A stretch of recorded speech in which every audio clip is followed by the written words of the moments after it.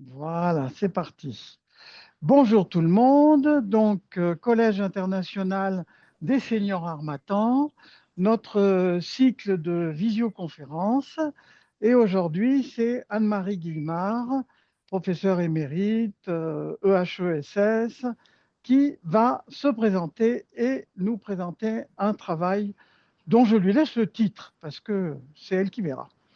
Voilà, à vous de jouer. Donc, bonjour à tous, je suis ravie de vous retrouver euh, à distance, certes, mais c'est déjà agréable. Alors, je vais vous parler de quelque chose à la fois qui me tient au cœur et sur lequel je travaille depuis un certain temps sous différentes facettes, qui est la transition démographique et qui représente à mes yeux un défi majeur, tout autant que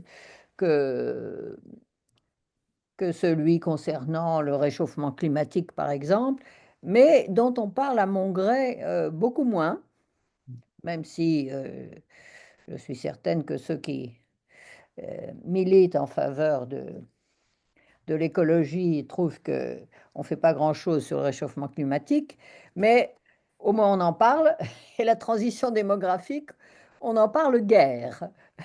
Alors que c'est un bouleversement, tout autant, fondamental, heu, pour l'humain et pour, les sociétés.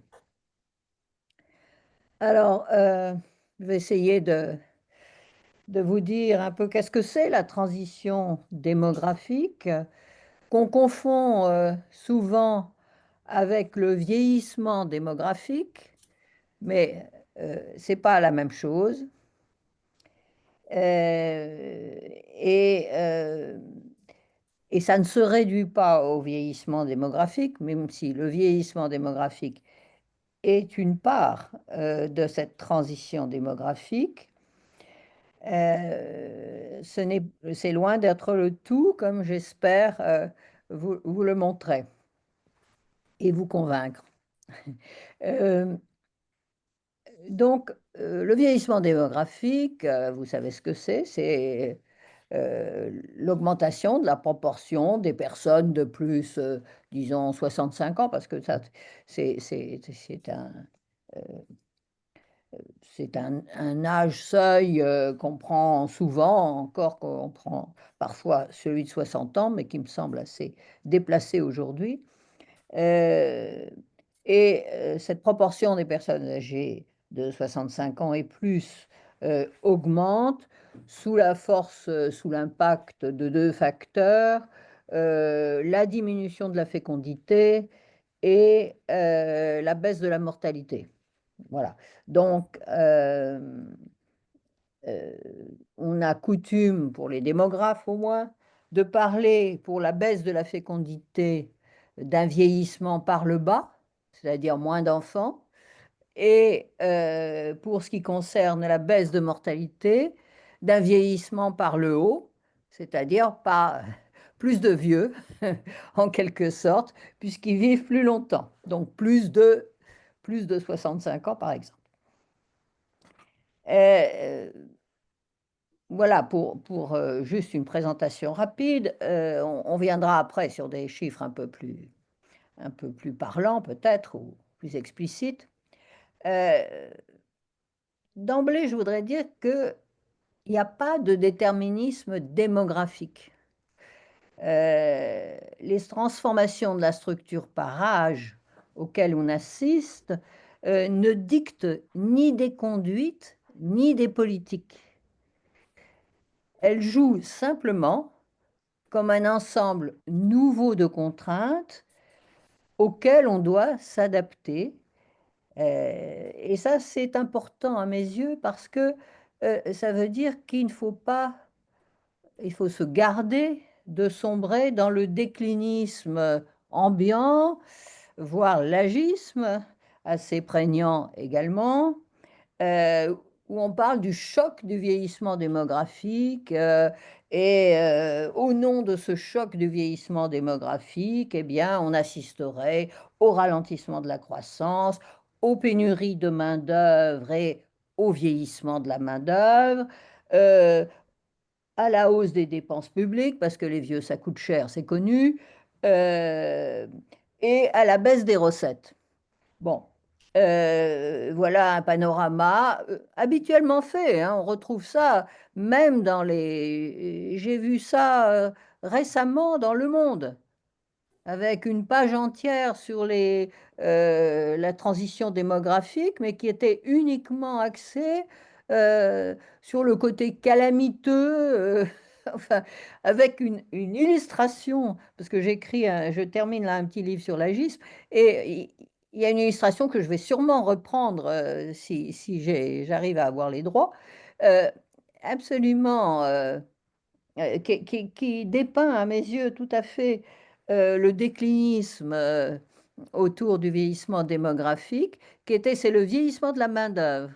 Alors, il y avait un petit schéma, c'était un travailleur avec un déambulateur, Il était en bleu de travail, mais il avait 80-90 ans, et, mais enfin très vieux, tout hirsute, enfin vraiment, vraiment vieux, non. Et voilà, en bleu de travail, voilà ce que c'était le vieillissement de la main-d'œuvre pour le monde. Et ça illustrait très bien ce, cette pleine page sur la transition démographique et ses effets euh, sur la main-d'œuvre. Ça illustrait très bien parce que c'était tout à fait ça. Il déclinait ralentissement de la croissance, hausse des dépenses publiques, etc. Et aussi baisse de la productivité. Parce que le vieillissement de la main-d'œuvre ne peut déboucher que sur une baisse de la productivité, donc une baisse du PIB. Voilà, l'appauvrissement généralisé dû au vieillissement de la population et en passant de la main-d'œuvre. Bon, voilà. Alors, il y a aucune raison de faire ces correspondances et ce déterminisme démographique, moi, me hérisse parce que c'est, c'est un simplisme euh, qui n'a rien de pertinent. Voilà. Et d'ailleurs, quand on parle, bon, vous savez que les démographes parlent du taux de dépendance démographique. Et il mesure ainsi le rapport entre les groupes d'âge. Et la dépendance démographique, c'est quand il y a euh, une proportion importante d'âgés par rapport aux autres groupes d'âge. Mais tout ça ne veut rien dire. Quand on propose ce rapport entre les catégories d'âge, qu'est-ce que ça veut dire de l'évolution du marché du travail? Comment ça se passe sur le marché du travail? Euh, les transformations de la famille, comment elles se jouent dans ce changement des rapports entre les âges? On n'en sait rien, ça ne dit rien là-dessus. Cette proportion ne nous éclaire absolument pas sur ce que va être la vie des différents groupes d'âge dans cette société qui a, il est vrai, changé de structure d'âge. Euh, Ça ne dit rien sur les... Tout dépend, par exemple, des règles de fonctionnement de la protection sociale. Euh, la, la- la- la question de la soutenabilité des systèmes de retraite se pose évidemment beaucoup plus dans notre système de répartition, qui repose effectivement sur le rapport entre les groupes d'âge, entre le rapport entre les actifs et les inactifs, selon l'âge, que en capitalisation, où le problème ne se pose pas du tout dans les mêmes termes. Donc, donc une, euh, un vieillissement démographique, des proportions entre les classes d'âge ne nous dit rien. Et ce taux de dépendance démographique, en fait, c'est une expression qui suggère surtout la charge que font peser les actifs sur la charge que font peser les inactifs âgés sur les actifs. Mais ce rapport, on peut agir dessus. C'est-à-dire, c'est ce qu'ont fait un certain nombre de pays en prolongeant l'activité, en disant, bon, on vit plus longtemps, mais à ce moment-là, on essaye que les gens restent plus longtemps, prolongent leur activité. Là, on voit bien qu'il y a des options très différentes. Et quand on regarde ce qui se passe au niveau international, il y a des options très diversifiées. Donc, nombre de pays européens ont prolongé l'activité. De fait, nous, en France, on n'y arrive pas. Parce que, enfin, ma thèse, c'est que, et mon constat, c'est qu'on est toujours lanterne rouge depuis 2 décennies au moins, en matière d'âge de sortie du marché du travail. Puis qu'on a fait les pré-retraites, euh, en France, on sort, on est presque l'âge le plus tôt de sortie du marché du travail et on a ce privilège depuis longtemps. Euh, et pourtant, vous me direz, ben, alors, on n'arrête pas de repousser l'âge de la retraite. On vient encore en 2023 de faire cette réforme honnie par tous, avec quelques raisons. J'approuve. Euh, Parce qu'on se trompe de, on se trompe de vecteur, on se trompe d'instrument pour prolonger la vie active. Donc, on voit bien que, oui, par rapport au vieillissement de la main-d'œuvre, euh, il faut permettre et au vieillissement de la population, il faut permettre de travailler plus longtemps. Et on vit plus longtemps, donc tout ça a une logique. Et puis, ça équilibre, évidemment, ça rend le système de retraite, surtout un système de retraite par répartition, beaucoup plus soutenable.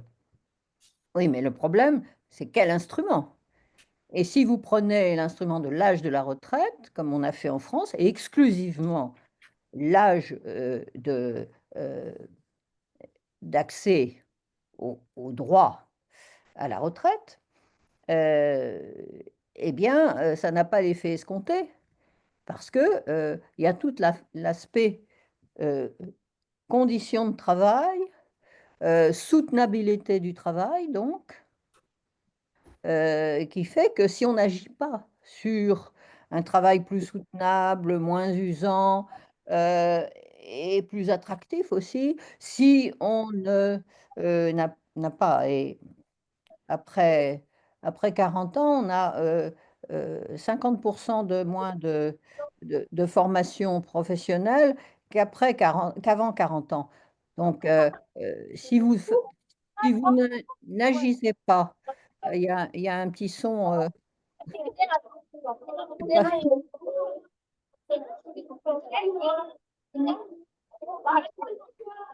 Il y a quelqu'un qui parle au téléphone, je pense. Est-ce que, Pierre, tu peux faire quelque chose?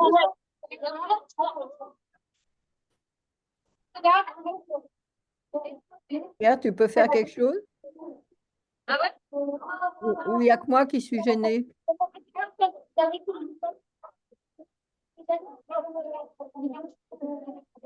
Non, je l'entends aussi. C'est effectivement Barbara qui s'est connectée et qui a laissé son micro. Ah. Alors, est-ce qu'on peut lui signaler qu'il faut qu'elle se ferme son... Oui, Barbara, il faudrait couper ton micro.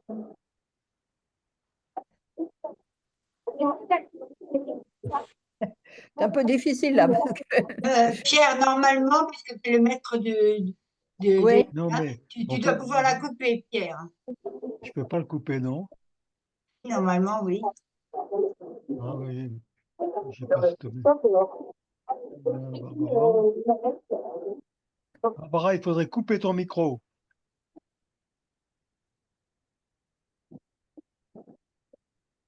peut-être que ça marche.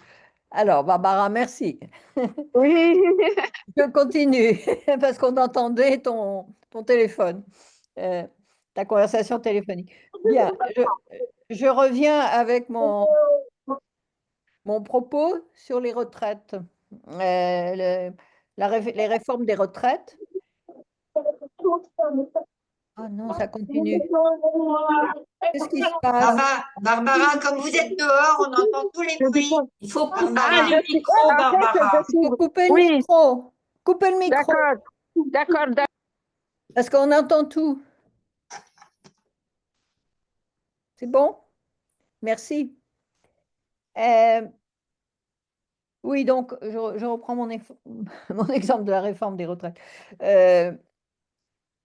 Nous avons joué essentiellement sur le paramètre de l'âge pour réformer les retraites.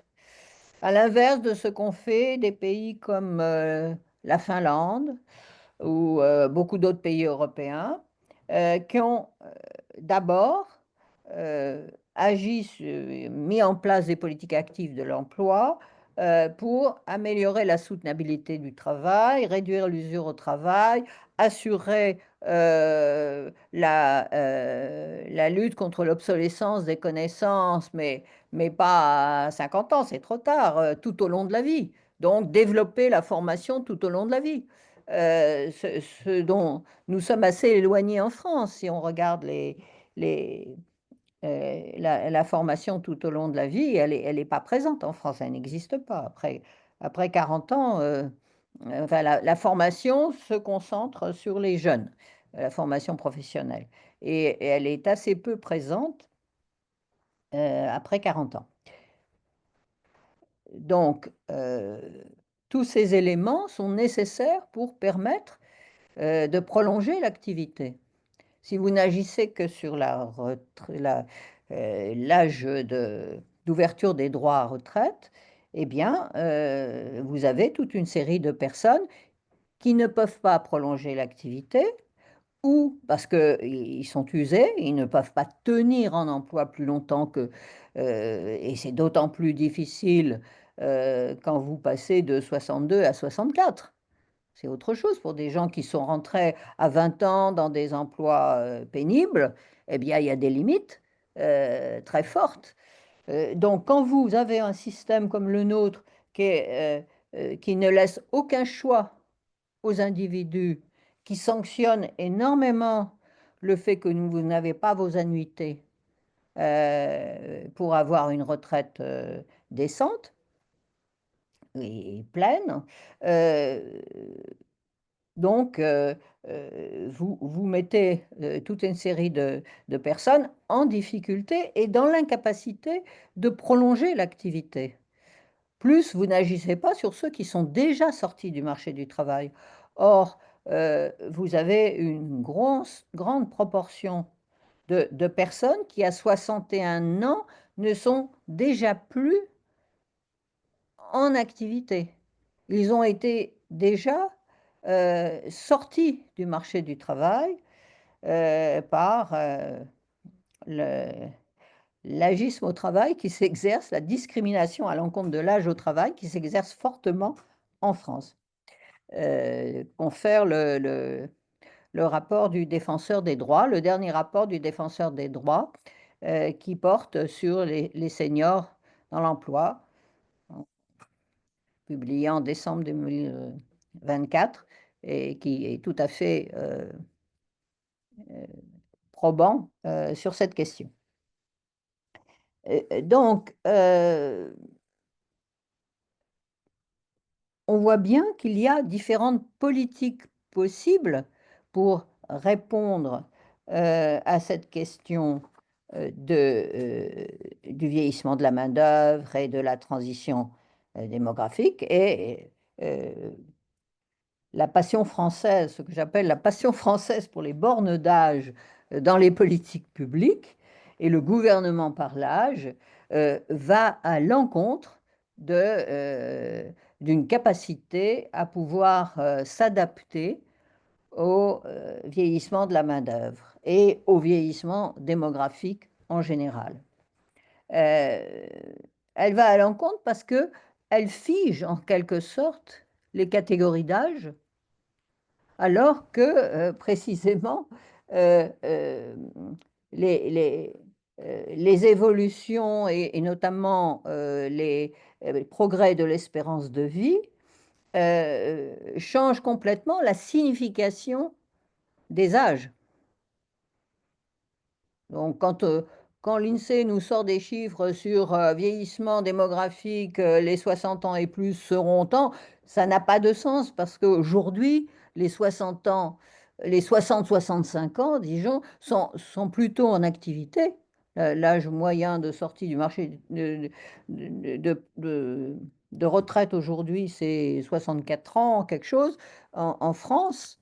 Donc, qu'est-ce que c'est que ces découpages alors ces découpages d'âge, d'un autre âge, je dirais, et qui ne correspondent pas à la réalité ni à la vie des gens, ni au vécu des personnes. Donc, euh, quelques chiffres, quelques éléments démographiques comme ça pour parler, pour donner un peu de contours un peu plus précis à la transition démographique. Euh, et surtout montrer que le vieillissement démographique, tel qu'on le définit, peut donner lieu à toutes sortes de systèmes d'âge très différents et qui vont avoir des conséquences différentes. C'est mon collègue Jacques Véron qui a parlé de dynamique des systèmes d'âge, en montrant que selon les pays, euh, et selon en fait les facteurs qui sont combinés dans le vieillissement démographique, on a des systèmes d'âge assez différents. Il disait que, bon, comme je vous l'ai dit, le vieillissement démographique, c'est ralentissement de la fécondité et allongement de la vie. Mais selon la combinaison de ces deux facteurs, on a des systèmes d'âge assez différents.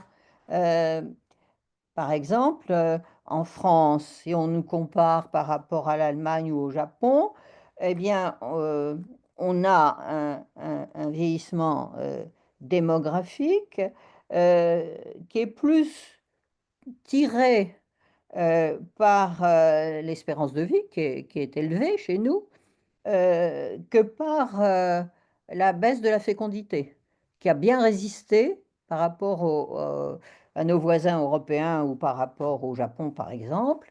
Et donc, voilà, on a en France plus ce que j'ai appelé un vieillissement par le haut, un vieillissement par la longévité.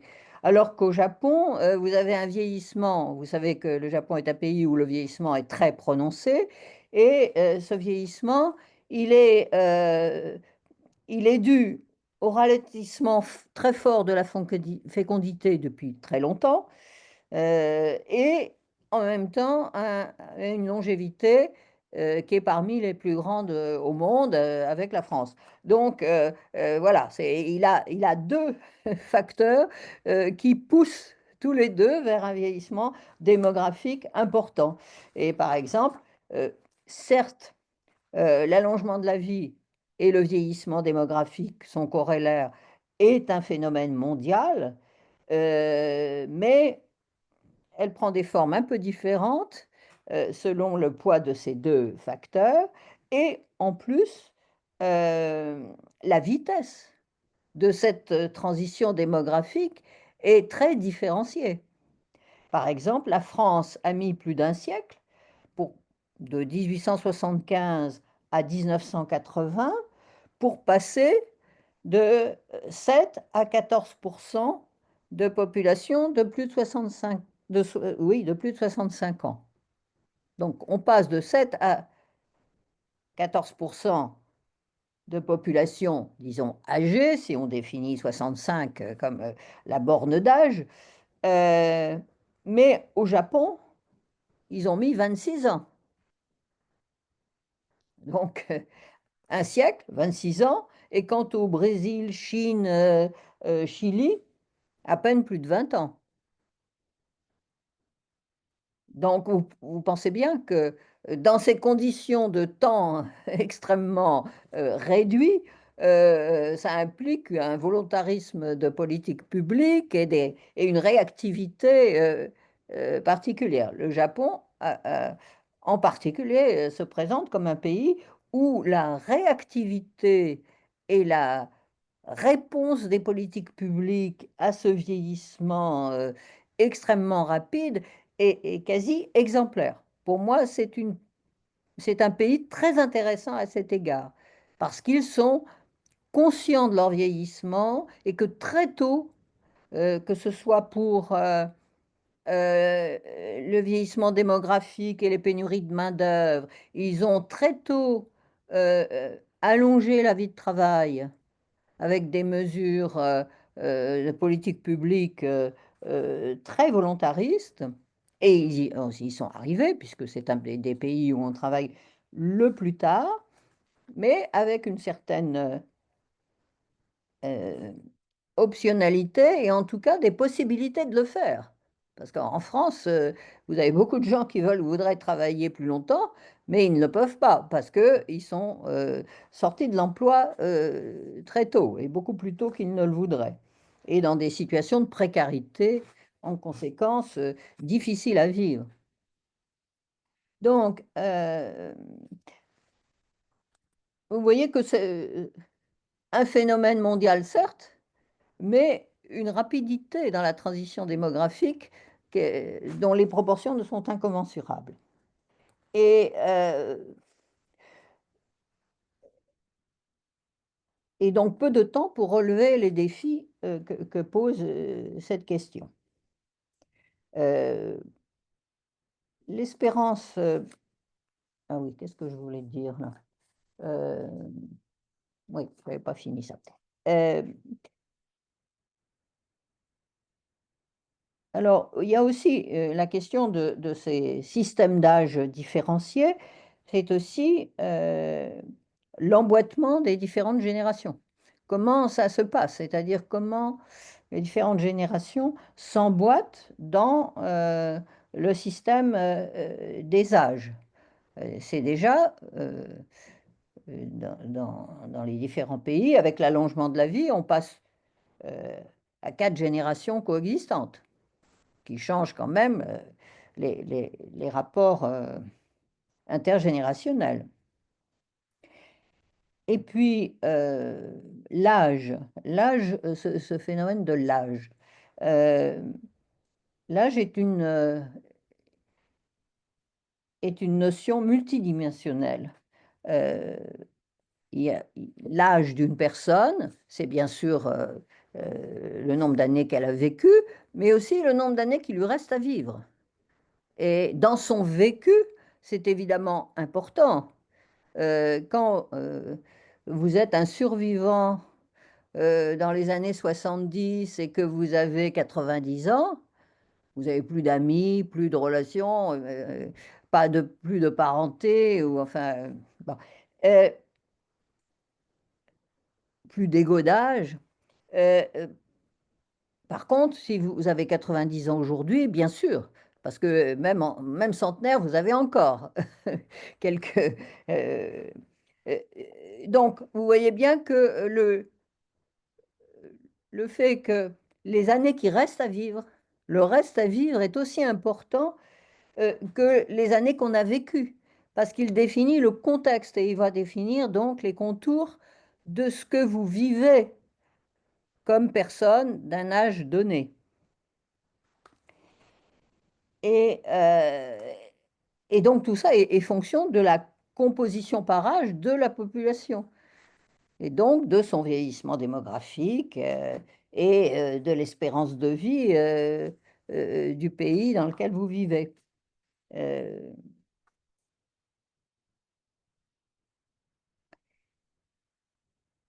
Alors, l'âge relatif est le fait que donc, la relativité de la notion d'âge, c'est quelque chose d'important.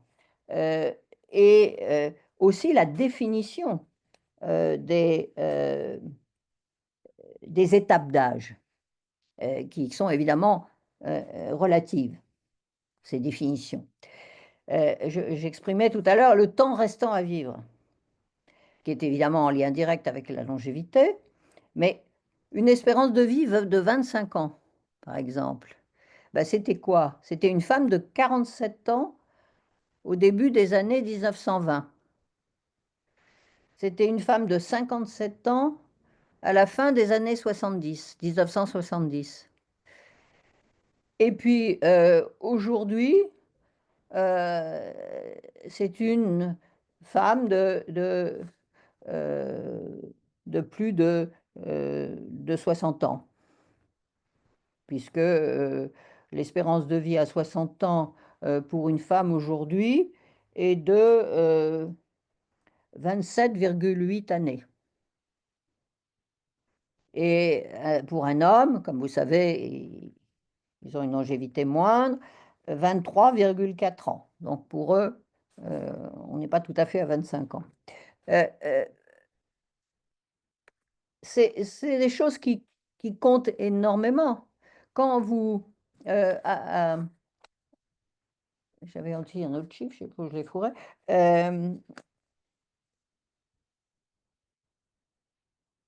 Qui était intéressant, mais bon, je ne le retrouve pas.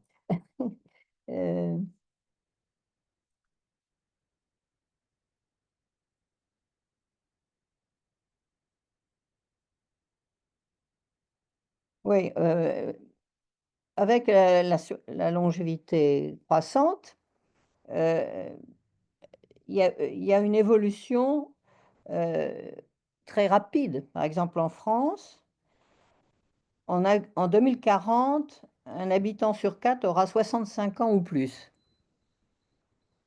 Un habitant sur 4, donc vous avez 25% Mais vous n'en aviez que 18% en 2013.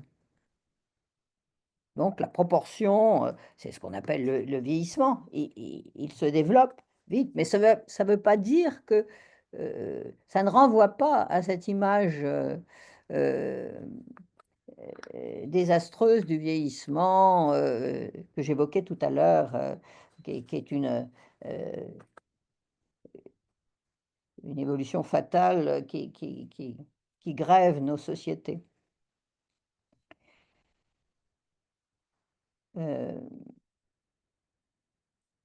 Et cela ne veut pas dire aussi que quand on raisonne, par exemple, je me souvenais, faisant partie du Haut Conseil de l'âge, donc nous avons des saisines des ministres et une ministre des Affaires sociales en place, dont je tairai le nom,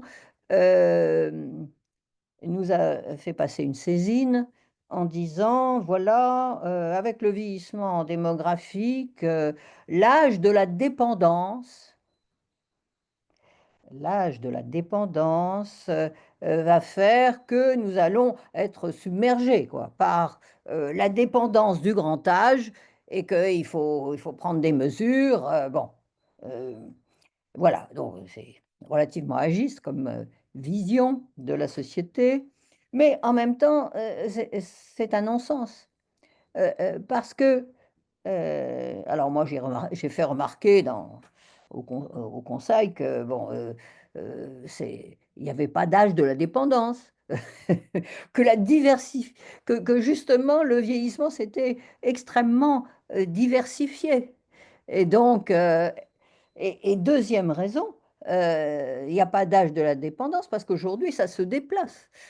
Parce que précisément, ce qu'on disait de ce système des âges qui évolue, et avec l'allongement de la vie, les bornes d'âge se déplacent par rapport à... Donc, quand vous parlez vous voyez les centenaires aujourd'hui, et puis vous dites, oh là là, demain, il va y en avoir donc un déferlement de centenaires, on vous décrit ça comme ça, et évidemment, vous avez dans l'image du centenaire tel qu'il est aujourd'hui. Mais non, ça n'a rien à voir. Ça n'a strictement rien à voir parce que cela change. Donc, on ne sait pas non plus, d'ailleurs,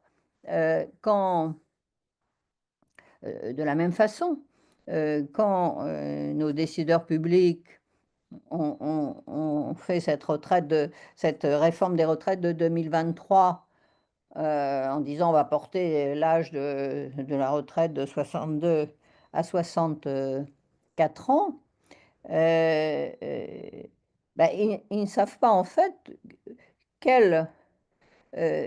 dans quel état seront ces gens à 64 ans. Ils ne sont pas tous dans le même état qu'à 62. Donc, ça veut dire qu'il y a une déperdition quand même. Et puis que, comme ça change au cours du temps, puisque ça concerne aussi toutes les générations, donc, quelles seront les conséquences? Un calcul simple en disant, bon, on aura plus d'actifs. Ben non, ça ne marche pas comme ça.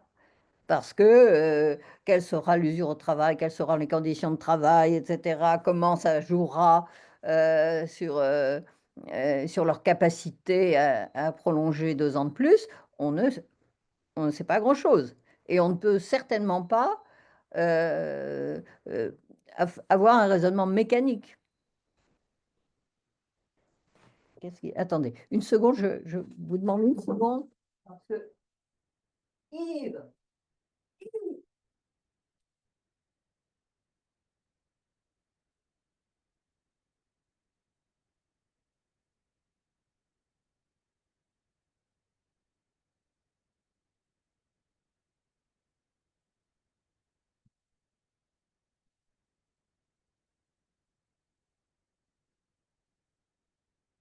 voilà, excusez-moi. Je reprends le fil. Et par exemple, toujours dans ces exemples de différence de système d'âge,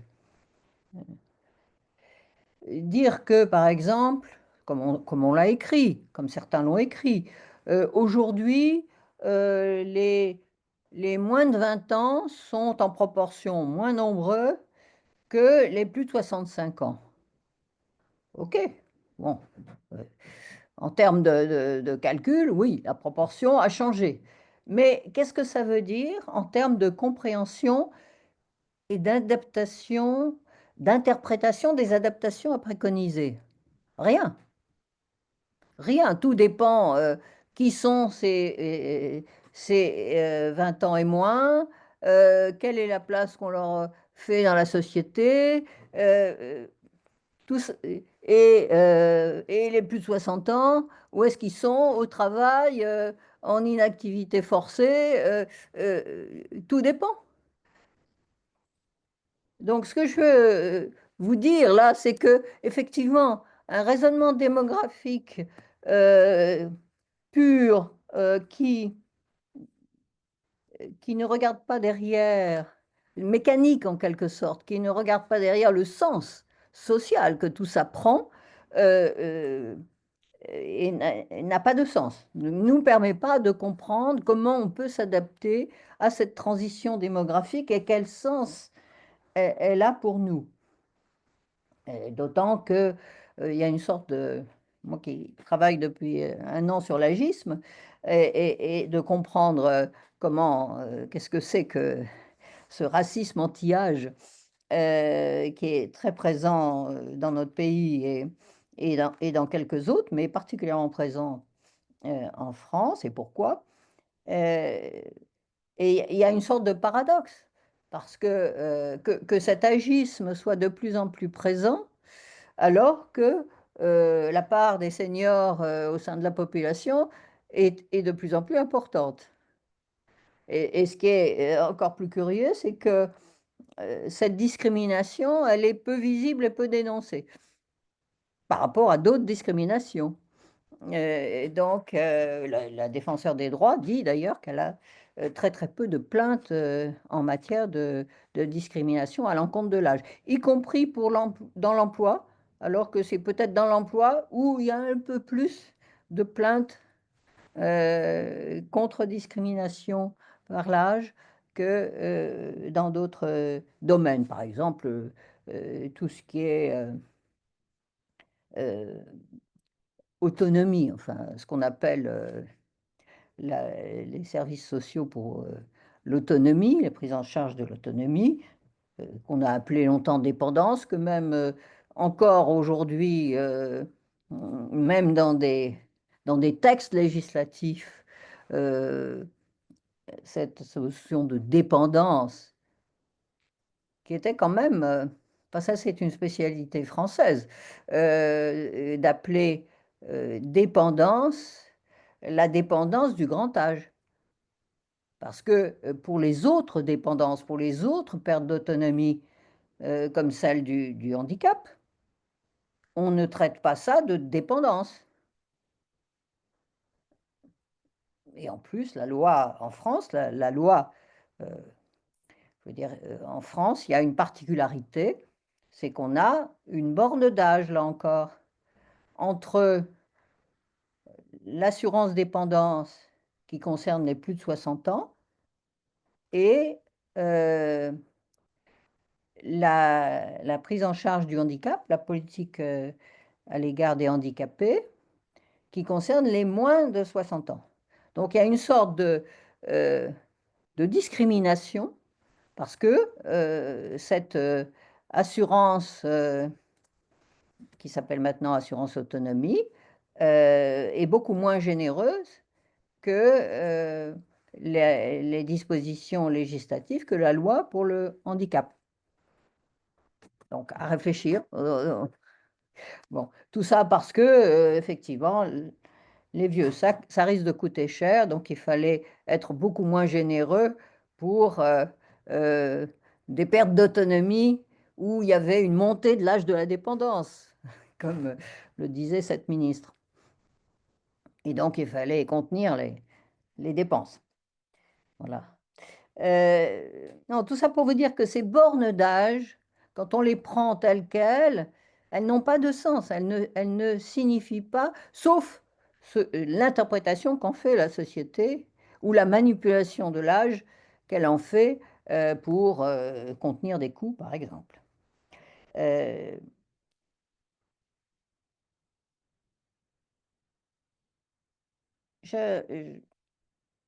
Dans un ouvrage de 2017 sur la question de l'allongement de la vie, et j'avais essayé d'avancer l'idée, que je pense toujours pertinente, qu'il faut penser, qu'il faut essayer de penser.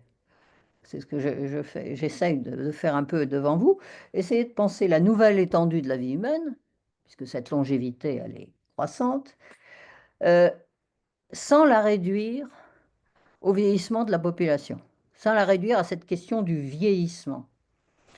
Parce que à ce moment-là, on intègre l'idée que la longévité, c'est une révolution. Il y a une révolution de la longévité humaine qui est quelque chose qui bouleverse l'ensemble de nos existences individuelles comme collectives et qui remet en question notre organisation sociale, nos politiques publiques, et donc qui doit être présente. Or, cette question de la longévité, elle a été en quelque sorte obscurcie par le vieillissement. Or, les progrès de la longévité, c'est pas seulement plus de centenaires. C'est pas seulement ça. C'est bien sûr, on va grandir, on va vieillir dans un horizon tout à fait différent au fur et à mesure que la longévité humaine progresse. Donc c'est tout le processus de grandir, vieillir qui se transforme, ainsi bien sûr que toute la signification sociale des âges, elle aussi se transforme. Et au plan personnel, repenser la vieillesse devient un horizon pour tous.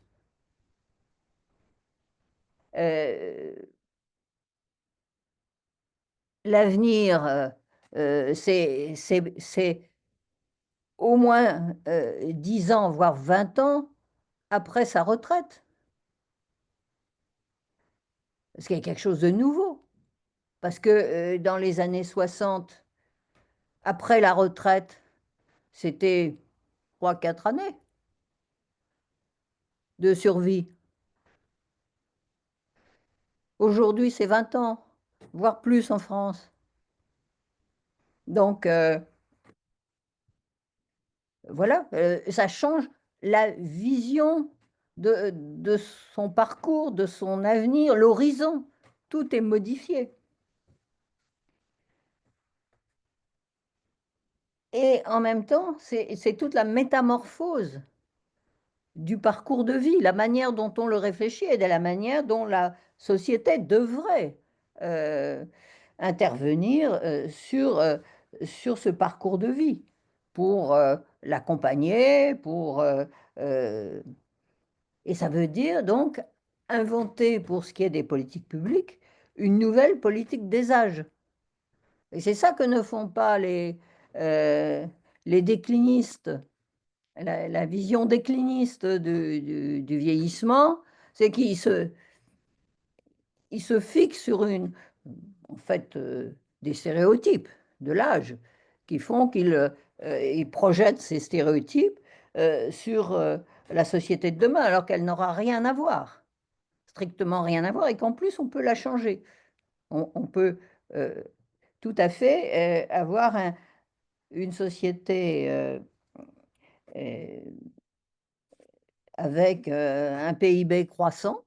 On le voit dans un certain nombre de pays européens qui ont réussi ça, à augmenter leur PIB en même temps qu'ils étaient parmi les pays les plus vieillis au monde.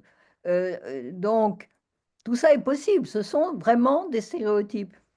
Euh, et, et ça demande à penser cette longévité, à voir comment on peut inventer une nouvelle politique des âges qui ne soit pas une politique par l'âge, mais une politique de l'accompagnement des transitions. Parce que cette longévité croissante a fait que nos parcours de vie, en même temps les transformations du travail, la société de la connaissance, tout ça a bouleversé la manière dont se déroulent nos vies. Et nos vies ne se déroulent plus aujourd'hui selon 3 étapes bien distinctes. On avait la formation, enfin l'éducation, disons, le premier âge. Le second âge, c'était la production. Et le troisième âge, c'était la retraite, c'est-à-dire donc le troisième âge, retraite, qui est devenu, avec la popularisation de ce terme de troisième âge, enfin des vacances, voilà. Mais un temps de vacances qui, dans les années 60, c'était 4 ans donc de vie bonne. Aujourd'hui, on en est presque à 25 ans. Donc, comment on peut repenser en fonction des métamorphoses du parcours de vie, comment on peut réinventer une nouvelle politique des âges. C'est ça le problème majeur, c'est le défi majeur que pose cette transition démographique. Et il faut effectivement, pour le relever, repenser la manière dont nous avons géré les parcours. Et c'est une nécessité d'autant plus forte pour la France qui est totalement, jusqu'à présent, incapable de sortir de ces vieilles bornes d'âge qui rigidifient la conception de la vie et l'horizon temporel. J'ai été intéressée de voir que, en fait, pour la première fois, l'UE, en 2012, dans la définition de sa stratégie 2020, a développé un nouveau mot d'ordre qui était un vieillissement actif et en santé. Donc, changer un peu la façon dont on conçoit le vieillissement. Et l'objectif chiffré, c'était gagner 2 ans d'espérance de vie en santé à l'horizon 2020, en s'orientant vers la prévention, la surveillance, afin d'améliorer la qualité de la vie des citoyens européens de tous les âges. Et c'est intéressant parce que c'est la première fois que les progrès de longévité deviennent un objectif de politique publique. Alors, je ne sais pas si cet objectif de politique publique, qu'est-ce qu'il a connu comme développement dans les différents pays européens. En tout cas, pas en France. Enfin, je veux dire, ça s'est fait, mais pas par rapport à une nouvelle régulation. C'était un peu l'idée du mot d'ordre européen, par une régulation des trajectoires de vie et une manière de repenser notre système des âges et des générations et des réponses de politique publique qu'on lui apporte. Parce que cette nouvelle vision du vieillissement, autre que comme catastrophe fatale, mais comme bien-être de tous les citoyens de tous les âges, ça veut dire que l'idée que la longévité, c'est aussi, ça apporte des atouts. La longévité, c'est quand même, pour une société, l'atout, par exemple, d'avoir plus de salariés expérimentés en emploi, comment on peut valoriser l'expérience, ce qui n'est pas tellement fait dans les entreprises françaises. C'est-à-dire comment on peut optimiser finalement ces nouveaux atouts. Une espérance de vie accrue, ça veut dire de plus de salariés expérimentés, ça veut dire qu'on a des personnes âgées qui peuvent être actives dans la société, investir dans le bénévolat, investir dans toutes sortes d'activités ou prolonger leur activité créatrice après la retraite. Mais pour ça, il faut avoir des formules de cumul emploi-retraite, de retraite progressive, etc. Chose que nous n'avons pas en France, parce que nous sommes tellement axés sur l'âge chronologique voilà, avant l'âge, il ne faut pas arrêter de travailler, après l'âge, c'est plein temps, inactivité. Voilà, on segmente par l'âge comme ça les populations et il n'y a pas, c'est un coup près. Or que justement, il y a une grosse aspiration aujourd'hui. On pourrait, et c'est ce qu'ont fait les Pays-Bas par exemple, ils ont prolongé l'activité, mais beaucoup de manière graduelle, beaucoup de retraites progressives. Mes amis canadiens et québécois, ils voient bien ça. Chez eux, on n'a pas cette dichotomie entre avant l'âge, après l'âge, inactif, actif, et ce couperet de la retraite, qui est inévitable avec un critère de passage à la retraite qui est fondé sur un âge obligatoire, hein, parce que si vous regardez ce qui s'est passé en Finlande, en Suède, il n'y a plus d'âge de la retraite. Il y a un âge plancher assez bas, 61, 62, et, et puis qui est devenu 62 avec parce qu'il est fondé sur les progrès de la longévité. Mais à partir de là, les gens partent à la retraite ou continuent selon leur choix. Donc, c'est une retraite à la carte. On va peut-être une conclusion pour qu'on Oui, oui, oui, ait un temps oui, oui, de je regardais débat. pas je regardais pas mon temps. Alors, une conclusion. Une conclusion, alors, c'est effectivement, pour ma part, je pense, et d'autres avec moi, que longévité et vieillissement peuvent être une opportunité à saisir et être source de croissance et d'autonomie pour l'individu et pour la société. Euh,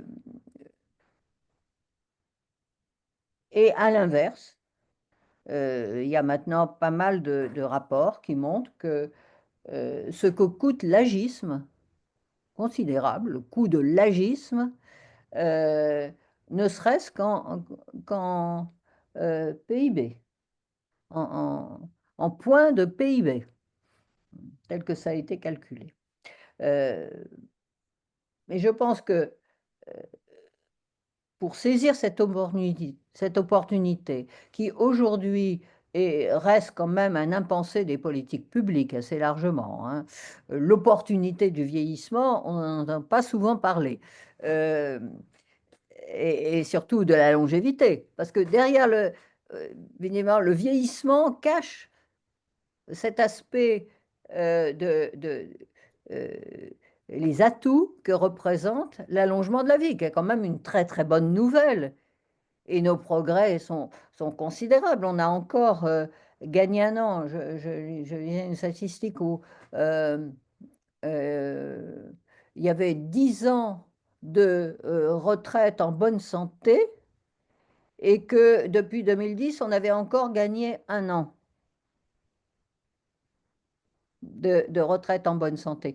Donc, euh, voilà, il y a des opportunités et on peut les faire fructifier, les optimiser, non seulement pour soi, mais pour tous, pour la collectivité.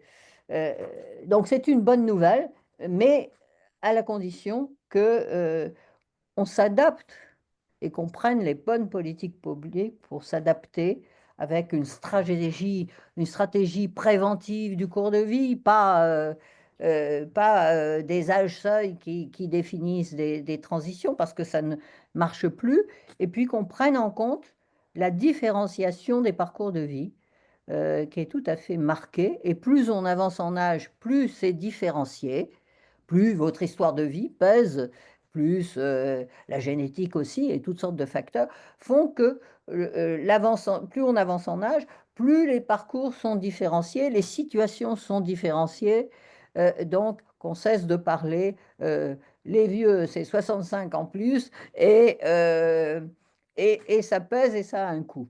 Voilà, et ça coûte et ça ne rapporte rien, et c'est inutile. Donc, voilà, merci beaucoup.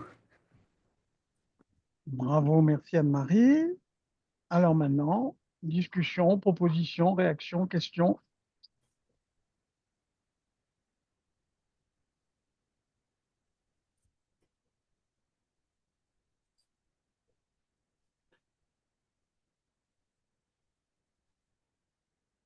Hervé, Oui, tu veux que je Gaston, donne la vas-y. parole? Gaston vous demande la parole. Oui, je demande si, est-ce que je peux poser une question indiscrète? Oui, Oui. pourquoi pas. Bon, pourrait-on savoir quel âge vous avez? 83. Bon, ah, magnifique. Et puis, pouvez-vous nous dire si, bon, vous avez vécu différemment les 20 ans justement qui nous séparent des 65 ans là? Pour vous, comment, en quoi ça a été différent? En quoi ça a été différent par rapport à qui? Ben, non, juste vous, dans votre manière d'agir, est-ce que c'est toujours la même chose ou bien est-ce que vous sentez des Avant la différences retraite avec ou l'âge avant qui la retraite? arrive? Une autonomisation, je ne sais pas. Oui, oui, bien sûr que je ne suis pas exempt de sentir le poids de l'âge de temps en temps. Euh, dans l'activité physique, bien sûr il y a des, il y a des déficiences inévitables.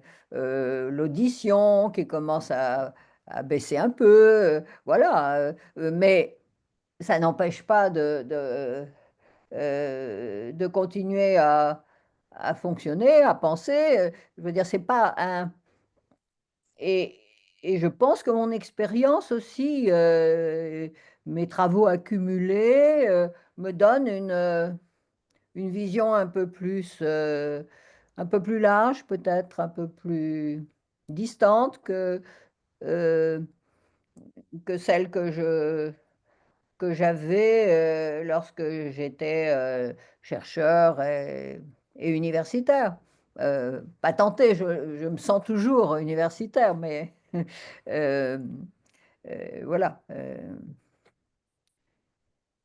Eh bien, merci beaucoup de nous avoir un peu éclairé de vos stratégies personnelles, quoi, hein. Euh, J'ai toujours été quelqu'un d'engagé parce que je défends mes idées. Je pense que et de voir un peu les enseignements en matière euh, de politique que mes travaux mettent en lumière. Voilà, j'ai toujours été attentive à ça. Donc j'essaye de continuer, mais bon, sur des sujets qui me tiennent à cœur.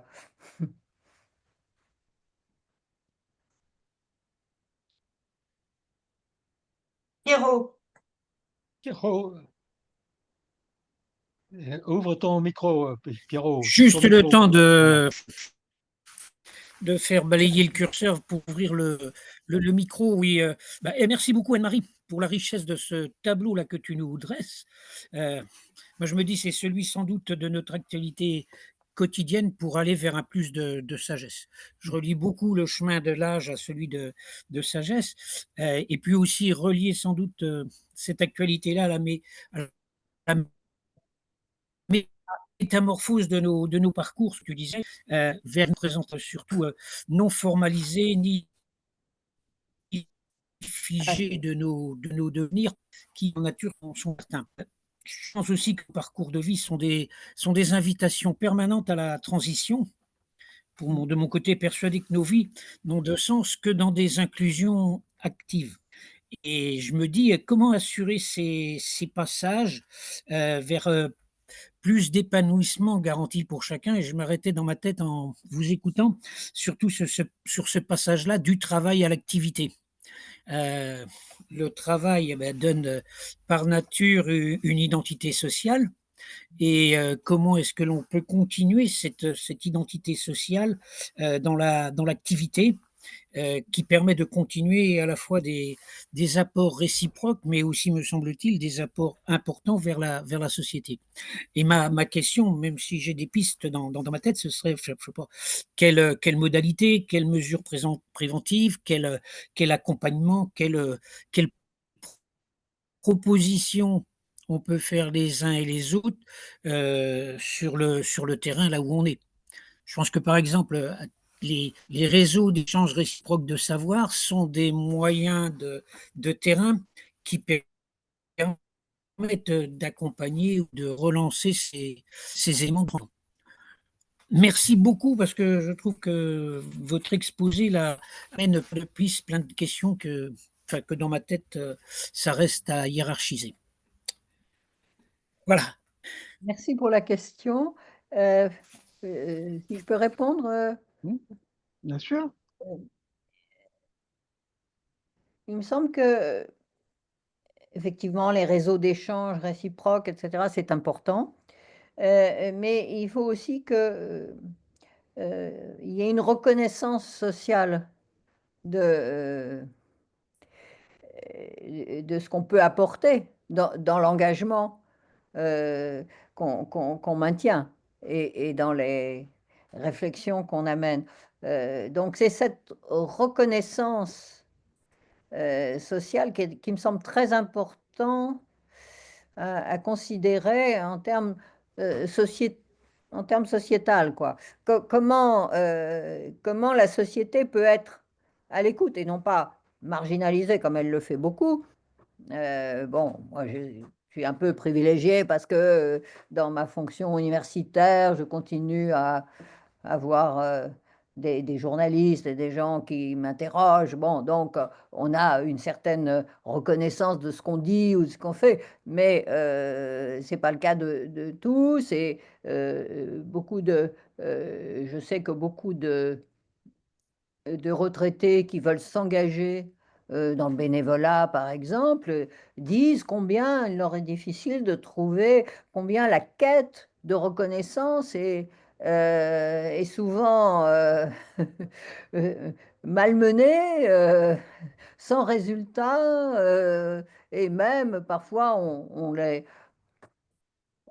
néglige, quoi. On les traite mal ou sans reconnaissance du tout. Donc, voilà, une société qui vieillit, c'est une société aussi qui doit solliciter ça, qui doit solliciter ses engagements et les accompagner. Parce que la reconnaissance est indispensable. Euh, dans le travail, déjà, elle n'est pas toujours au rendez-vous, mais dans tout ce qui est bénévole, elle l'est encore moins.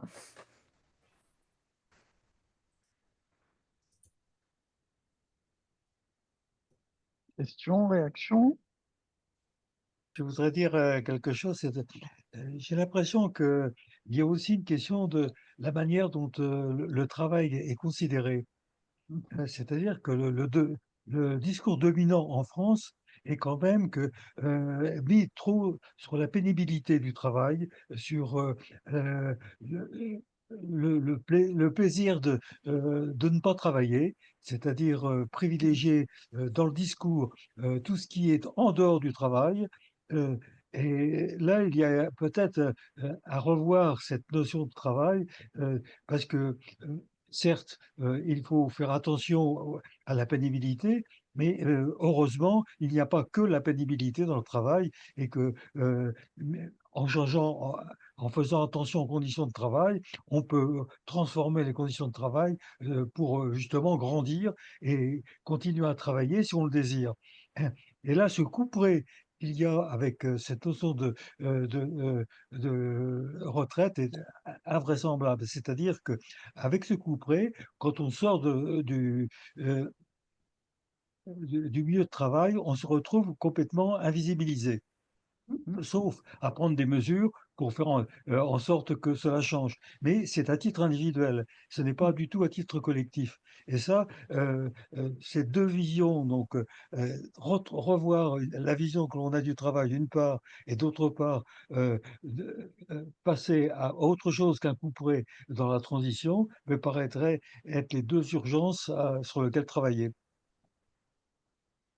Je partage tout à fait ton point de vue. Ce couperet, et on a en France euh, une, euh, euh, une sorte euh,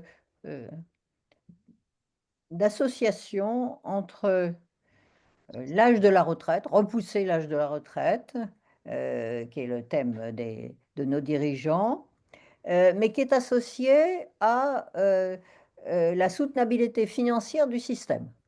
Sauver les retraites, ça passe par euh, et, et ça passe par justement élever l'âge et il y a une sorte euh, euh, de blocage dans cet ensemble qui obscurcit, à mon avis, les vrais enjeux d'une réforme des retraites. Les vrais enjeux d'une réforme des retraites, c'est quoi? C'est ce que j'explique, c'est ce que j'exprimais tout à l'heure. C'est-à-dire, c'est allonger la vie de travail parce qu'on n'a pas trouvé de meilleur levier pour équilibrer un système de retraite, notamment par répartition. travailler plus tard, ça permet de verser moins de retraite et de faire rentrer des cotisations. Donc, il n'y a pas mieux, il n'y a pas mieux comme système. Mais le problème, c'est que dans la façon dont tout ça a été lié en France, entre réforme des retraites, c'est repousser l'âge de la retraite pour une question d'équilibre financier du système, on a perdu de vue ce qu'était cette nécessité d'allongement de la vie. Donc, on perd de vue quels sont les bons instruments politiques pour ça. C'est pas de réformer par l'âge, c'est pas de repousser l'âge. Parce que, et ce qui est étonnant, c'est l'entêtement avec lequel on voit les décideurs, année après année, revenir à cette réforme par l'âge, avec une fixité extraordinaire et une incapacité à voir que les résultats sont décevants. Et que, année après année, il faut refaire une réforme qui va encore agiter tout le monde et faire perdre des points de vue, pour le coup. Alors que il suffirait de changer et se dire, on va prolonger la vie active, parce que là, on est très en retard. Et prolonger la vie active, c'est quoi? Eh bien, c'est justement une politique de l'emploi et du travail, politique active, que nous n'avons jamais menée. C'est extraordinaire. Quand on compare au niveau européen, il n'y a rien. Il ne s'est rien passé dans les 20 dernières années sur le travail, ou à peine. Et quand on compare avec les autres pays européens, c'est extraordinaire, le contraste. Et effectivement, du coup, il y a une sorte de résistance. Les opposants aux réformes ne voient que la sortie, parce que cette obsession de reculer l'âge de la retraite concentre toutes les oppositions aussi. C'est-à-dire, on ne voit que la sortie, on veut la sortie plus tôt. Mais personne ne parle du maintien en emploi et comment on peut favoriser un départ choisi. Parce qu'il n'y a pas de retraite. Si on veut travailler plus tard, il faut aussi ménager une sortie choisie. Parce que ça permet à tous d'ajuster. Les santé sont inégales, on n'est pas dans la même santé, on n'a pas eu la même carrière, on n'a pas eu la même trajectoire, donc il y a ceux qui veulent s'arrêter tôt, et tant pis pour le niveau de retraite, ils prendront la pension, hein, et puis ceux qui veulent continuer plus tard. Donc c'est pour ça que la Belgique, la Finlande, la Suède ont fait une retraite choisie avec un âge simplement un âge minimum où vous pouvez liquider votre retraite. Et après, vous le faites quand vous voulez. Si vous voulez rester longtemps, vous restez longtemps. Et si vous voulez partir tout de suite avec une retraite minorée, vous partez tout de suite. Mais ça permet à tous d'adapter leur stratégie de retraite à leurs souhaits, à leurs conditions, à leur situation. Mais ça, on a eu un espoir en 2020 avec la réforme universelle des retraites en France, qui a été vite, et ça pour moi c'est un exemple extraordinaire. Et Philippe, le Premier ministre, tout d'un coup, au milieu de cette réforme, qui était une réforme systémique et non pas paramétrique par l'âge,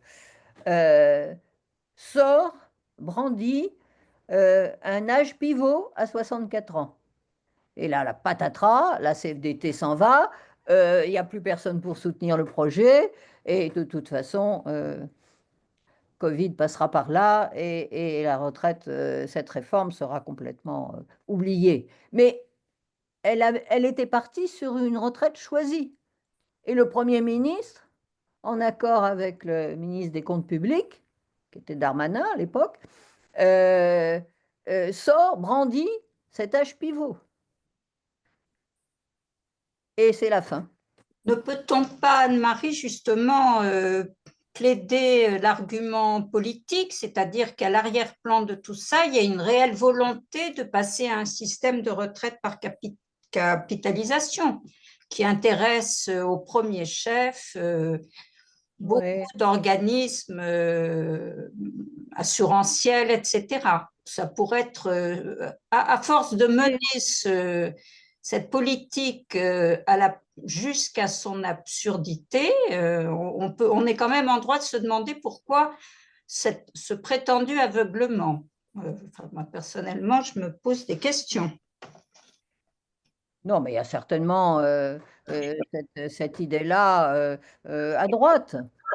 Mais je ne vois pas qu'à gauche, même s'ils dénoncent la réforme des retraites, ils n'attaquent pas cette idée d'âge.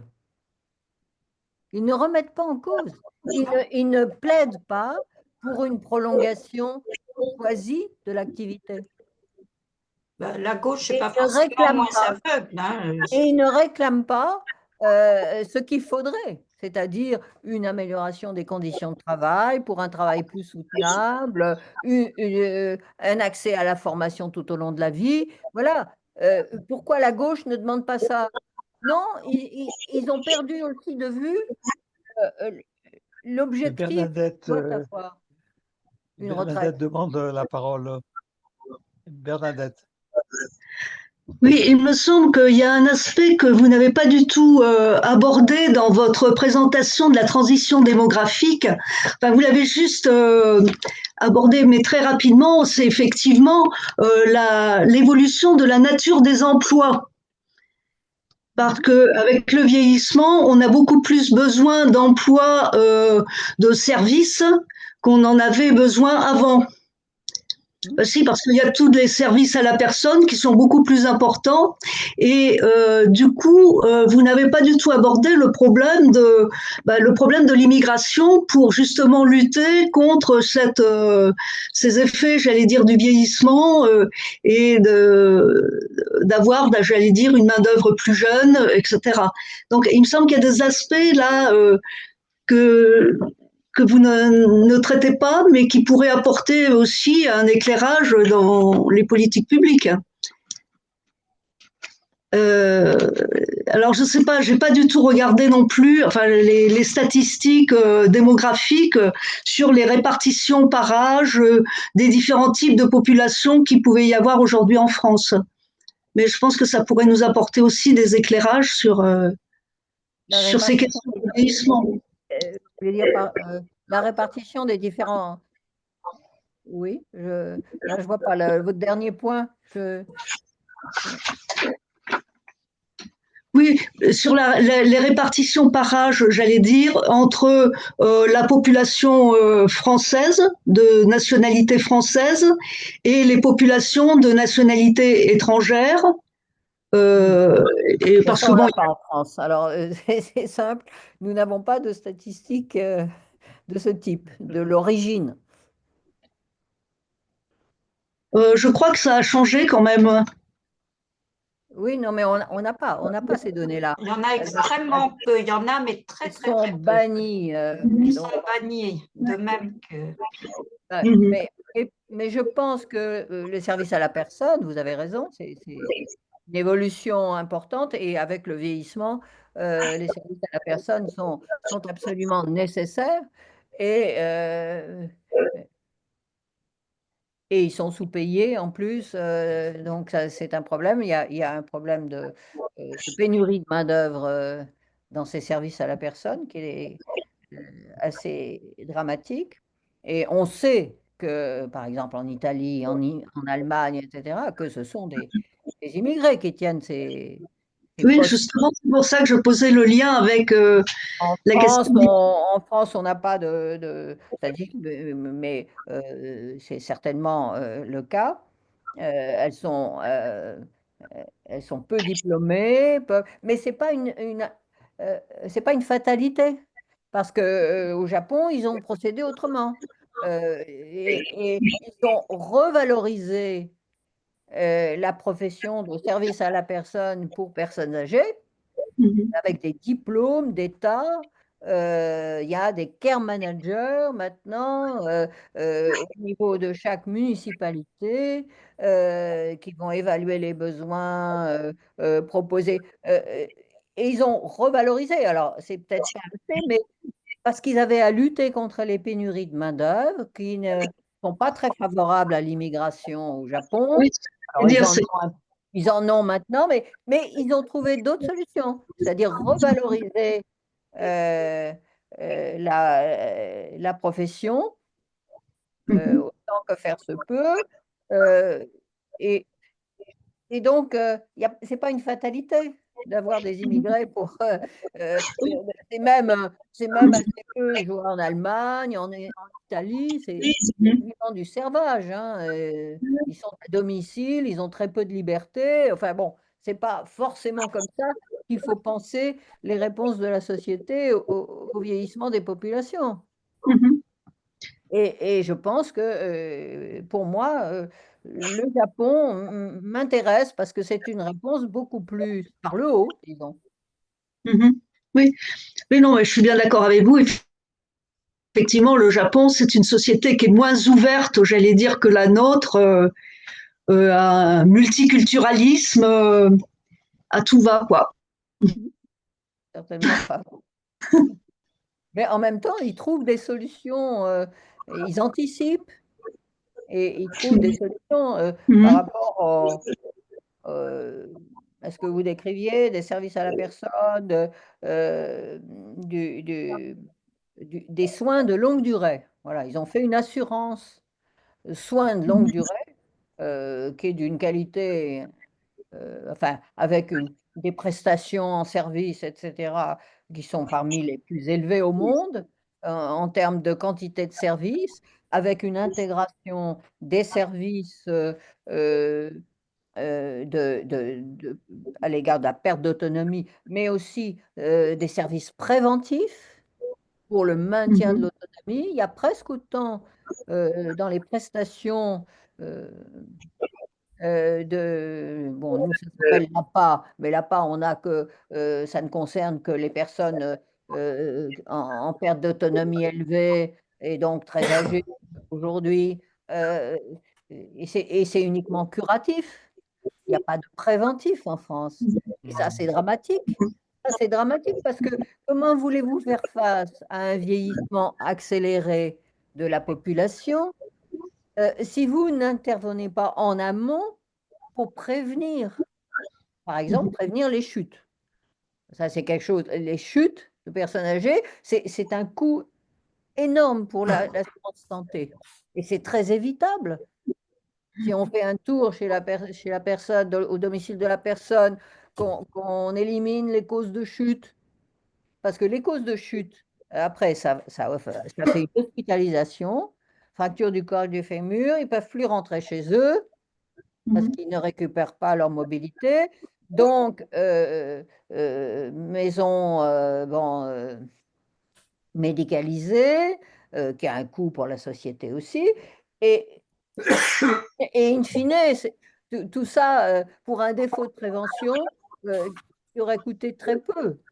Comme par exemple, je récite là un rapport, un excellent rapport de la Cour des comptes sur ce sujet. Le manque de prévention en France pour les questions à l'égard des personnes âgées. Donc ça suppose une anticipation, ça suppose de comprendre qu'on vieillit, mais qu'on peut faire des choses. Et si on considère ces gens, si on optimise leurs capacités plutôt que de s'époumoner à essayer de prendre les plus dépendants pour leur apporter un petit secours, Mhm. euh, évidemment, c'est mieux et c'est plus efficace. Donc, il montrait aussi dans ce rapport de la Cour des comptes que les 50% des personnes étant hospitalisés à, à l'âge de 80, 75, 80, 50% étaient dénutris, arrivaient à l'hôpital dénutris.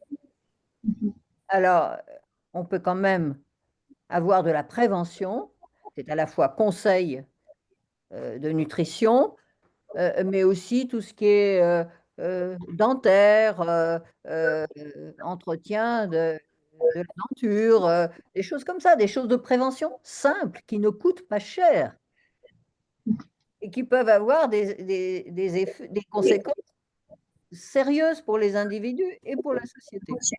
Donc, ce défaut de prévention, c'est lié aussi au fait que nous avons construit une catégorie dépendants, vieux dépendants,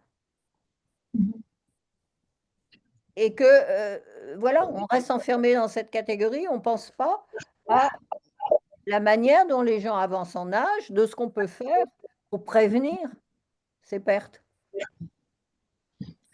Oui, enfin, un des problèmes de la dénutrition des personnes âgées, c'est effectivement, bon, peut-être qu'elles ne savent pas très bien ce qu'elles doivent manger ou pas manger, mais je crois que un des gros problèmes, comme ce sont souvent des personnes isolées, c'est la question de la socialisation. Quand on mange à plusieurs, on se donne de l'appétit. Si on est tout seul dans sa maison, on ne va pas faire la cuisine, on ne va pas, etc. On va peut-être se faire livrer un truc, mais on trouve que c'est pas bon et on mange pas. Enfin, c'est comme ça qu'on voit les personnes arriver dans les hôpitaux après, quoi. Oui, et c'est la socialisation qui est peut-être le premier problème, la rupture de l'isolement. Oui. Mmh. Et effectivement, là, ça rejoint ce que vous disiez aussi tout à l'heure sur l'engagement associatif. Mais apparemment, on m'a cité des chiffres récemment sur l'engagement associatif. C'est beaucoup les personnes retraitées.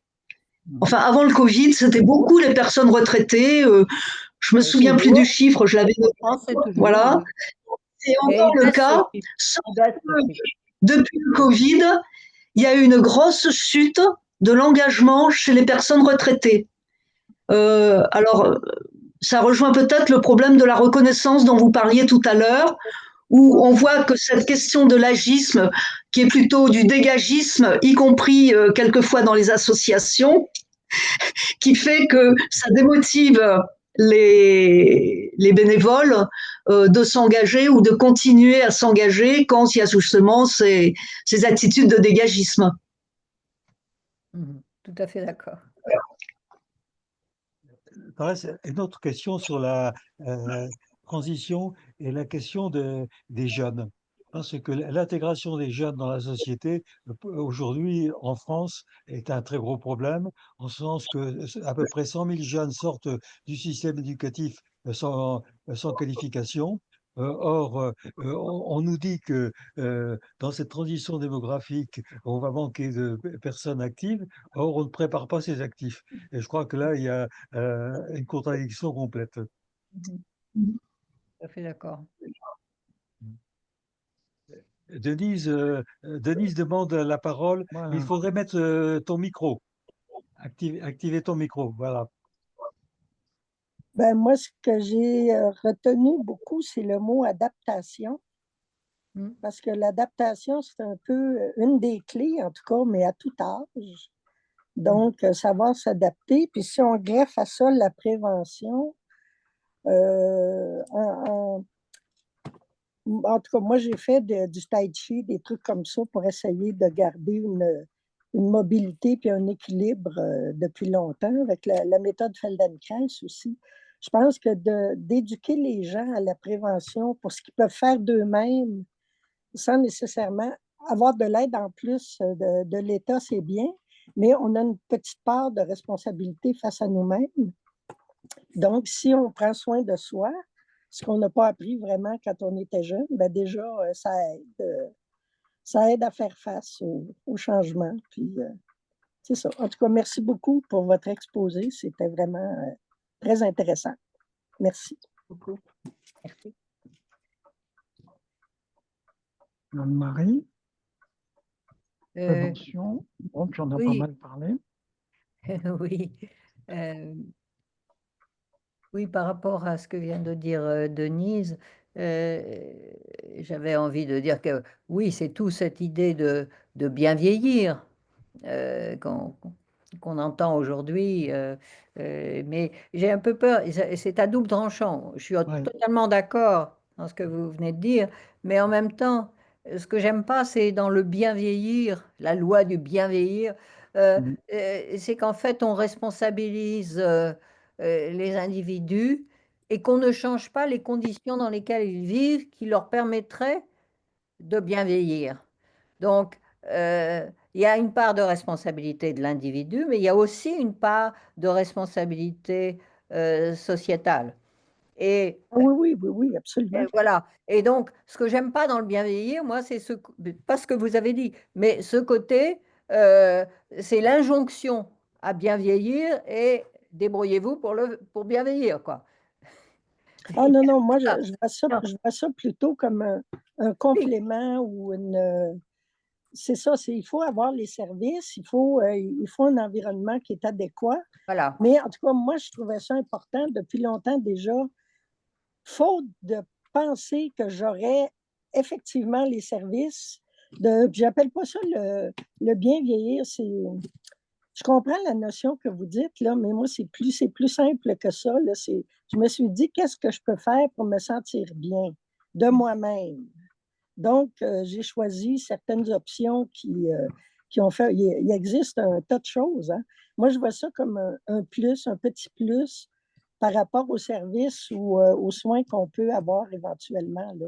Mais je comprends tout à fait ce que vous dites. Il ne faut pas tout rejeter sur l'individu, mais je Voilà. trouve que ça se Et répond, les deux peuvent il se y a une répondre. tendance que je perçois Ah, là c'est en d'accord. France notamment. On vient de faire une loi, faute de faire une loi de grand âge qui n'a jamais été faite, on a fait une loi bien vieillir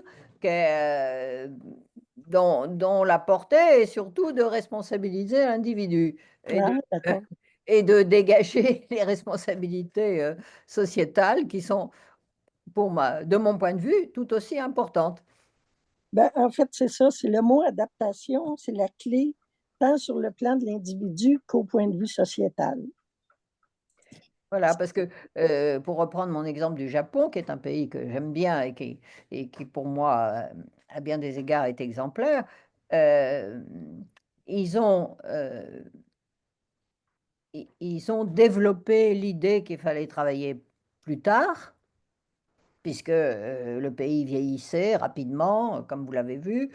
Euh, mais en même temps, les pouvoirs publics se sont engagés à accompagner les entreprises pour donner aux individus les possibilités de travailler plus tard et plus longtemps et aider les entreprises à proposer le maintien en emploi de leurs salariés sous certaines conditions, avec des aides, etc. Donc, il y a et j'aimerais bien qu'on fasse ça en France et qu'on aide les employeurs à être un peu moins agistes et à discriminer moins euh, à l'encontre de l'âge leurs salariés.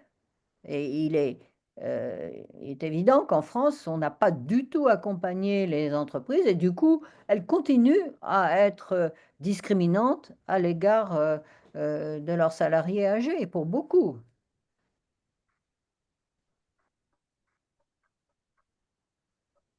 Alors, on s'achemine peu à peu vers la fin. Euh, Moi, si je veux un petit peu dire quelque chose, ça m'a fait penser tout le long. Alors moi, forcément, je suis très touché par la dimension handicap, et donc j'ai beaucoup lu et réfléchi sur tout ça. Et un modèle qui m'a toujours beaucoup aidé, c'est le modèle qu'a développé l'anthropologue québécois, justement, Fougerolas, qu'il appelle le PPH, le processus de production du handicap, et où il essaye de mettre dans la marmite tous les paramètres individuels, sociétaux, environnementaux, juridiques, etc., qui conduisent à ce qu'émerge plus ou moins, et de façon extrêmement variable pour chacun, une situation, alors justement, on ne doit pas appeler ça situation de handicap, comme c'est devenu à la mode, voilà. Et en fait, j'avais l'impression, en t'écoutant tout le long, de retrouver des éléments de ce processus, euh, alors répartis différemment.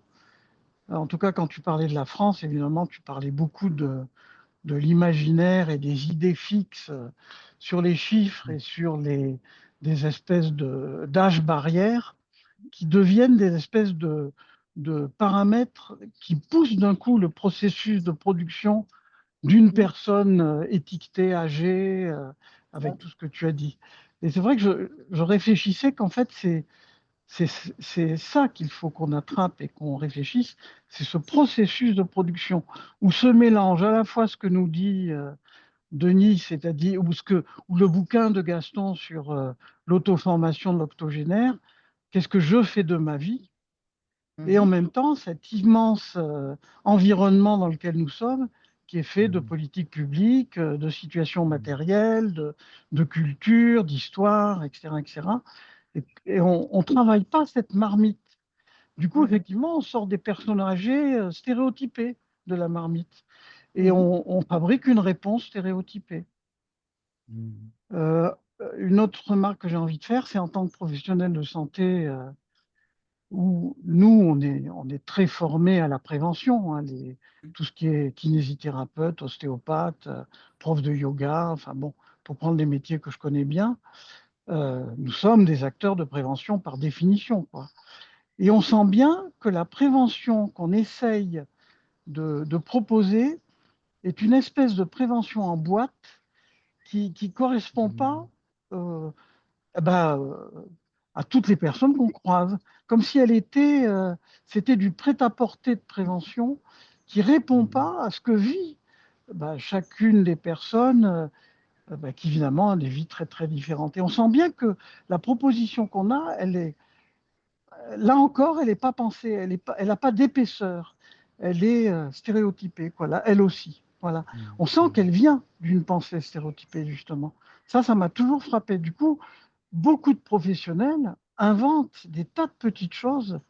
Et ça, c'est le bricolage que tu dois connaître en termes de sociologie, hein, le bricolage, qui se fait sous les radars et qui ne se voit pas, quoi, en fait.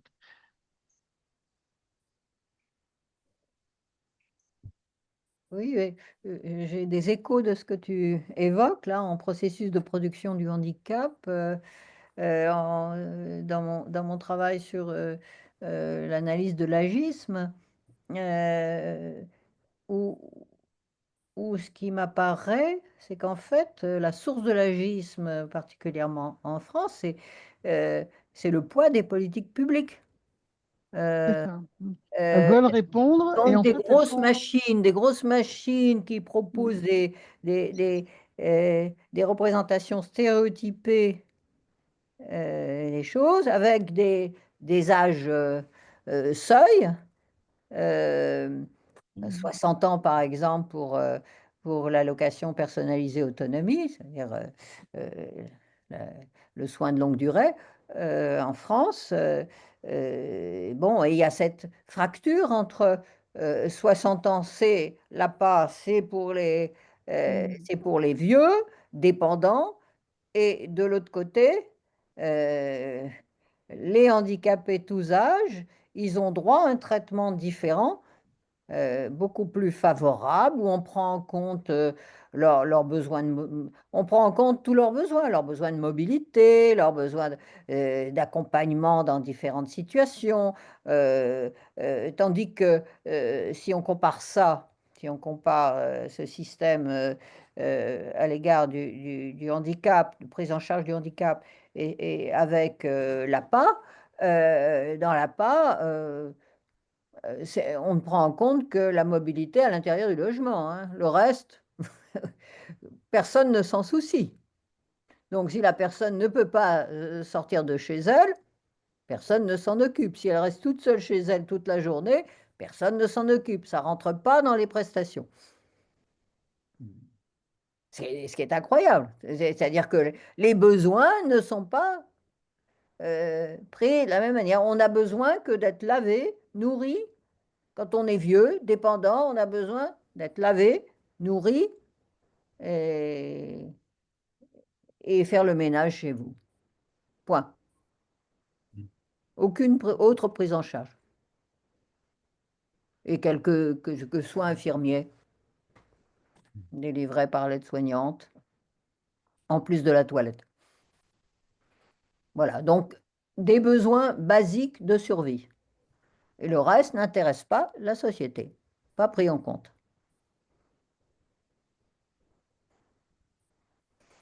Donc effectivement, on a une sorte de production d'un stéréotype de la vieille personne dépendante avec des besoins de survie uniquement. Socialisation, lutte contre l'isolement, tout ça pourtant très important. Possibilité de mobilité, non, ça n'intéresse pas la collectivité. En même temps, on en entend parler partout. On reçoit des newsletters de l'IRCANTEC, de l'ARGIRC, de l'ARCO. Bon, là, je suis très franco-français. Toutes les caisses de retraite françaises qui n'arrêtent pas de parler de ça. Mais on voit bien que chaque fois, ça donne cette sensation d'être à côté, d'être un décalage, quoi. Les politiques de travail sur la chute de la personne âgée, les politiques sur l'isolement, le maintien à domicile, on en reçoit, nous, professionnels de santé, on en reçoit toutes les semaines une information qui vient de notre sécurité sociale, de comment on va modifier telle action, etc. etc. Mais j'arrive pas à les finir. Il faudrait justement des études scientifiques de sciences humaines là-dessus. Pourquoi ça donne l'impression qu'effectivement, ça ne répond pas au réel qu'on a autour de soi en tant qu'acteur, quoi. Pourquoi effectivement le, la stéréotypie que tu as dénoncée tout le long de ton discours, ben on la sent vivre en retour, en fait, en quelque sorte. Comme ce que tu viens de dire là, les politiques publiques, comme si elles étaient à l'origine de ce qu'elles veulent soigner. Un petit peu comme si c'était elles qui produisaient ce pourquoi pourtant elles sont conçues pour lutter contre. Voilà, je n'arrive pas à le dire bien, mais c'est ça. Et je pense Mais que peut-il en être autrement avec un système très centralisé Oui, qui pensez à ça. s'oblige à définir une politique pour tout le Pour pays tout le monde. et qui se base sur, bien sûr, des normes et bien entendu, ces normes laissent passer au travers toute la diversité. Et là, le besoin, il me semble, de retour vers une proximité qui permettrait un meilleur dialogue entre les personnes qui ont besoin et ceux qui sont censés être à leur service, permettrait peut-être de mieux répondre. Et d'une manière plus générale, ce qui est frappant, c'est que les solutions sont faites par catégorie. C'est-à-dire que c'est très segmenté. Un jour, on va s'occuper des vieux, un jour des jeunes, un jour des gens qui travaillent, mais ça, sans jamais voir les relations qu'il y a entre ces trois catégories, par exemple. Bon, c'est Absolument. évident que dès qu'on touche au travail, ça a des incidences sur les jeunes et les vieux, et réciproquement. Bon, mais ça, on ne cherche jamais à chercher ensemble à construire une vision systémique qui permettrait d'avoir des réponses beaucoup plus souples. Moi, j'appuie tout à fait ton analyse parce que ce qui me semble en cause là-dedans, c'est la segmentation par l'âge. On ne peut rien faire aujourd'hui parce que ce qui a changé,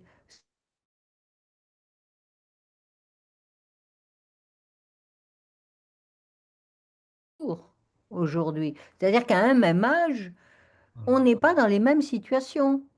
Voilà. On est dans des situations extrêmement différentes, tant en situation familial que professionnel. Donc, une autre histoire de prendre plus de temps pour construire une politique, ça colle plus du tout. Et il y a ce côté, bah, c'est très loin de mes besoins, c'est très loin de ma situation, parce que les parcours se sont complètement différenciés. À un même âge, on n'est plus dans les mêmes situations, on n'a plus les mêmes besoins selon son histoire de vie, etc. Donc, ces politiques publiques fondées sur l'âge, ces politiques publiques par l'âge, cette gestion des populations par l'âge ne fonctionne plus du tout. Elle a eu un sens dans la période industrielle, elle n'a plus aucun sens aujourd'hui.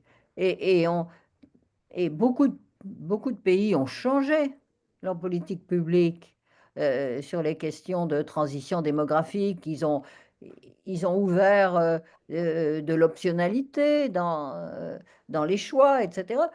Chez nous, pas. Non, on n'a rien changé. On est resté sur l'âge, rien que l'âge, et on ne fait bouger que le paramètre de l'âge. Donc, on ne s'en sort pas. On ne peut pas s'en sortir à l'égard du vieillissement et de la longévité, puisque par définition, justement, les âges n'ont plus le même sens. Donc, on peut pas, on est enfermé dans une circularité qui ne débouche sur rien que effectivement, créer du malheur, et monter les populations qui se sentent évidemment pas reconnues dans leurs besoins, puisque c'est le cas. Un dernier. Dan, tu ouvres ton micro, Dan. Oui, Voilà. mais Voilà. une petite question pour peut-être un peu pour conclure, je ne sais pas, vous conclurez vous-même, pas moi évidemment, mais une question que je me pose depuis que je vous écoute, c'est finalement qu'est-ce qui nous empêche d'être un peu plus intelligents que nous ne le sommes, et je dis nous en tant que collectivité, bien entendu, alors que vous avez montré à quel point finalement des idées simples et évidentes pouvaient s'imposer. Qu'est-ce qui nous empêche d'être un peu plus empirique, d'avoir plus de bon sens? Plus adaptatif. À quoi est-ce que cela tient? Est-ce que cela tient sur le plan sociologique, hein? Qu'est-ce qui fait que les idées, quand quelqu'un annonce une idée, qu'est-ce qui fait qu'on se sent presque toujours obligé d'argumenter à partir de l'idée inverse? Hein, cette habitude d'opposer les choses au lieu de les dialectiser en quelque sorte. Bon, voilà ma question. Mais je ne sais pas, moi parce que ça fait un moment que j'essaye de convaincre nos décideurs sur la non-pertinence de l'âge pour gérer les populations aujourd'hui. Et j'ai toujours eu un accueil assez distant. Ça ne les convainc pas du tout.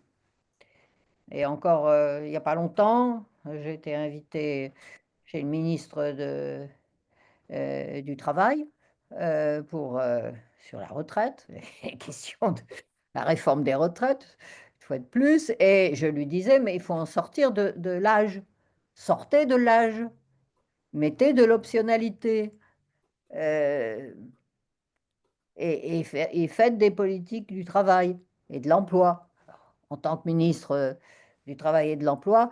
Et il me répond, ben non, c'est pas possible, on peut pas sortir de l'âge. Et je me demande, parce que c'est un haut fonctionnaire, c'est produit actuellement le ministre du Travail, mais qui a dirigé la Caisse des dépôts, enfin bon, c'est pas du tout quelqu'un de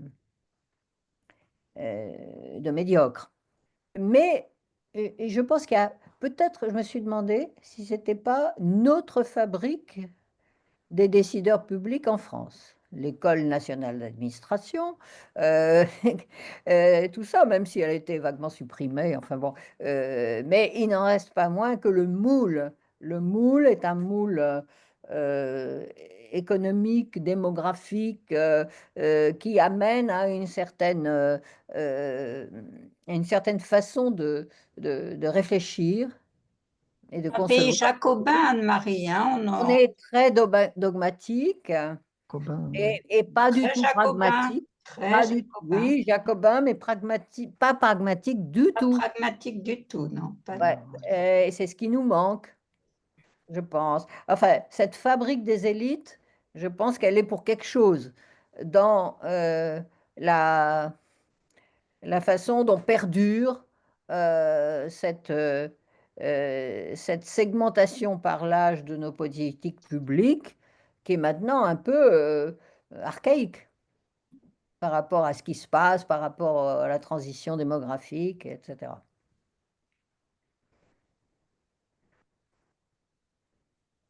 Bon, eh ben, on va partir tous méditer avec ça. Voilà, la puissance du chiffre qui est accrochée à notre date de naissance et à la date Ouais, d'aujourd'hui, c'est ça. et des catégories que ça crée. Prochain rendez-vous, c'est Françoise, qui est parmi nous d'ailleurs ce soir, qui va nous faire voyager à travers de la France à l'Atlantique, au Canada, au Québec. Et donc, ce sera la prochaine visioconférence. Et puis, comme d'habitude, toutes ces visioconférences peuvent servir d'atelier de discussion derrière, hein. Faut pas qu'on s'arrête là. Souvent, il y a plein d'idées qui germent derrière, quoi. Voilà. En tout cas, merci Anne-Marie. Et merci à tous parce que pour vos questions, enfin, la discussion était animée et très intéressante. Donc merci à vous pour vos questions, discussions, réactions. Allez, eh ben, au revoir tout le monde. Au À revoir. bientôt. Au revoir à tous.